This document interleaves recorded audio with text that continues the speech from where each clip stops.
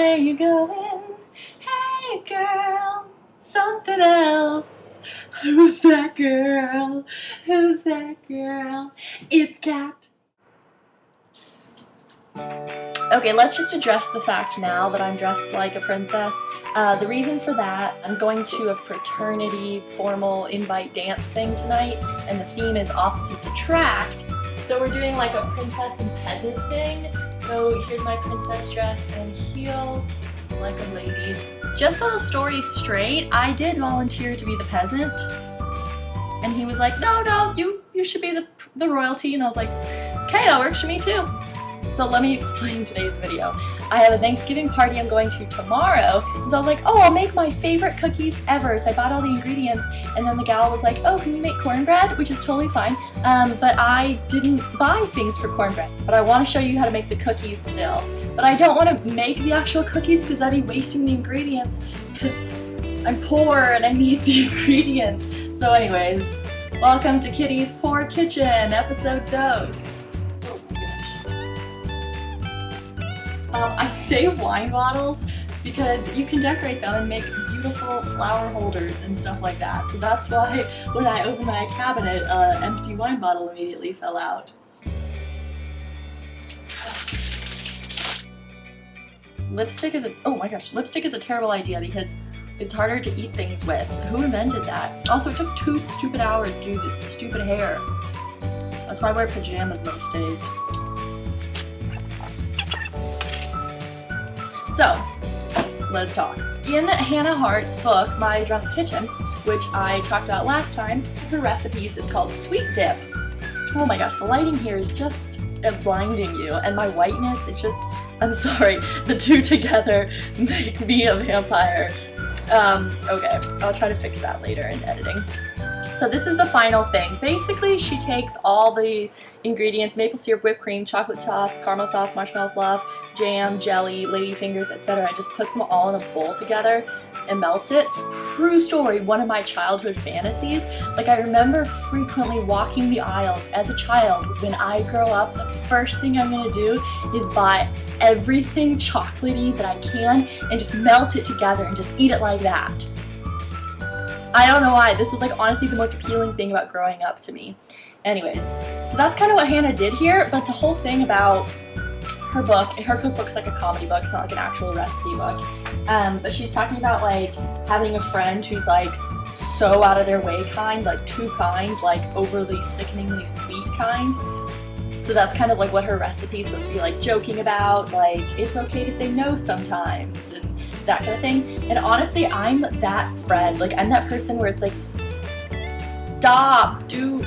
I don't know, it sounds so conceited when you say it, but I really do have a hard time like saying no and being like, I have to not volunteer to do whatever because these other things in my life need to get done. So I think this recipe is perfect for me, especially because my very favorite recipe comes from the 80 Kai cookbook, and it's basically the same thing.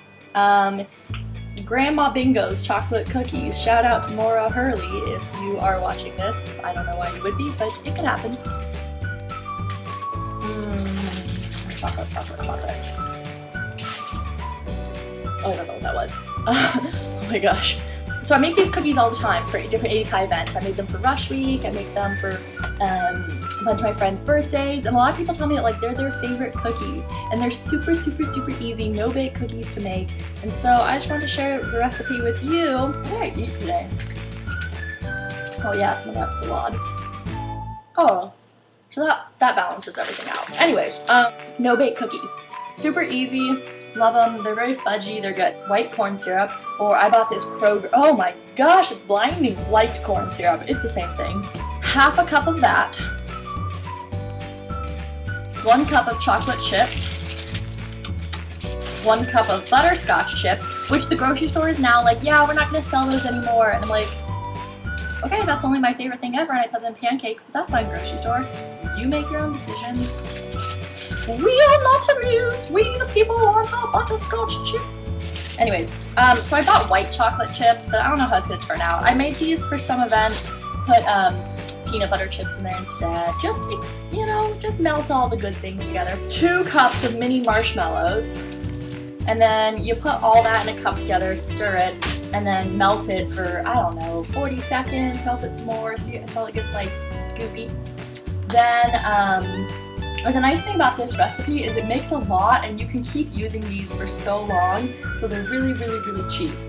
And then when you're done, you take 2 cups of Rice Krispies, or crispy rice, the off-brand that I bought. You just keep stirring as you're scooping the 2 cups in there. And then you make little like goopy balls, and then you like put them on a tray and you just let them sit, and then they're ready to eat.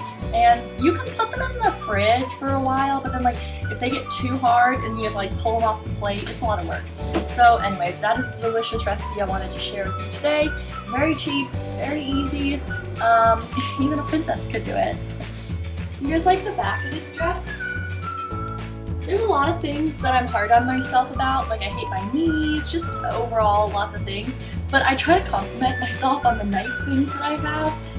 Kat, you have such a nice back. It's wonderful. I also have really nice feet, so, but my knees, I hate them. Hate them. My belly, nope, not a fan.